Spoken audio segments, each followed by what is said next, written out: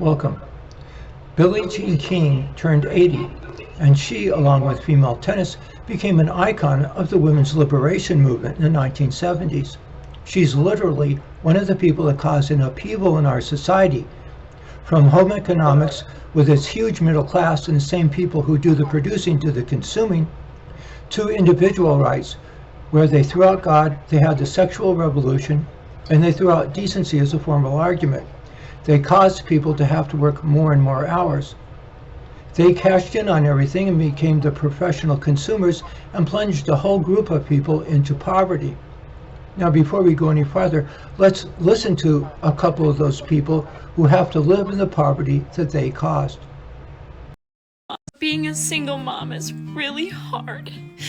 It's so overwhelming and exhausting and emotionally draining. 7 of trying to pay off my $95,000 in debt as a single mom. That I have tried everything and all of my resources. Because if you don't know, my son and I share a bedroom, and I'm in the closet so he doesn't wake up, and that's why the lights are off in here too. I am going through a really hard time right now, and I know a lot of people are.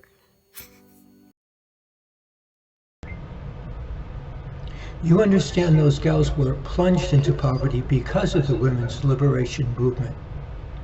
We're going to show some clips now from the 1970s, and as we do, try and pick up on the disposition of the feminist gals of that time.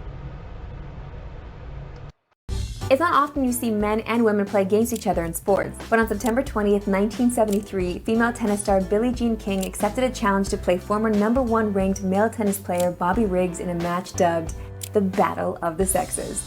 Billie Jean King won 12 Grand Slam singles titles in her career and led the fight for social change and gender equality in all areas of the workforce. It's not often you see men and women play against each other in sports. Immediately after, if you were a tennis person that knew Bobby Riggs, the first thing that comes to your mind is he threw the match.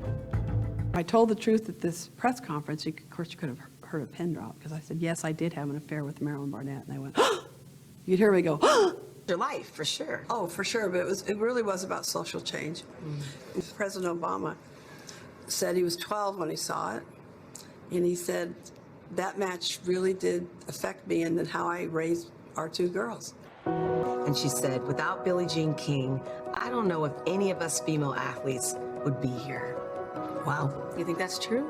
Something had started that was beginning to spread, a new kind of pride, identity, and consciousness that was about to turn the mass movements of the 1960s into new and different forms of activism. Now wait for women listeners to imagine that they're enjoying life at the kitchen sink. Women unite. You have nothing to lose but your kitchen sinks.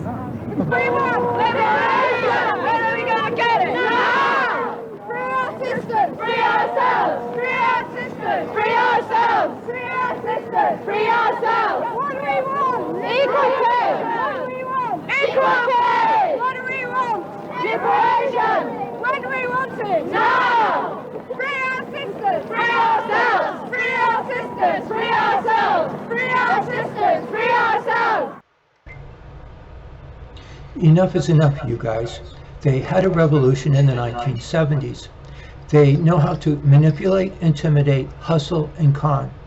They caused poverty. They justified their actions by the courts saying you had no right to shove your religious values down their throats, although they had every right to shove their values down your throats. I'm sure people like Billie Jean King and the women's liberation movement will see all the poverty they caused, give up the wealth they accumulated, get a garbage sack, and go and form a class of peasantry beneath the class of poverty that they caused. But I don't believe a word I just said. So if you're that gal we were listening to a little while ago, I'm sorry you have to go through that. Now, you can help us out. You can join our gang. If you put yourself in the shoes of a home economist, You're in the TV show Father Knows Best or Leave It to Beaver. You have a 3-bedroom brick house on a half-acre lot and 2.2 children and a husband. How much of a family budget do you need? How much are shoes and groceries, and you include tennis lessons for yourself. If you do the consuming, you do the producing. And if you're a guy and you're that proverbial plumber or that guy who drives a forklift in a warehouse, how many hours do you have to work? And that's what you need to know, how many hours you have to work in order to come up with a bicycle for Christmas. And quite frankly, if you're the one that's going to come up with a bicycle for Christmas, you're the one that gets to be first in line at the courthouse to plead guilty to the paternity suit. If you do the producing, you do the consuming. So what's wrong? They threw out God and country. They threw out being a Yank. What do I do about it?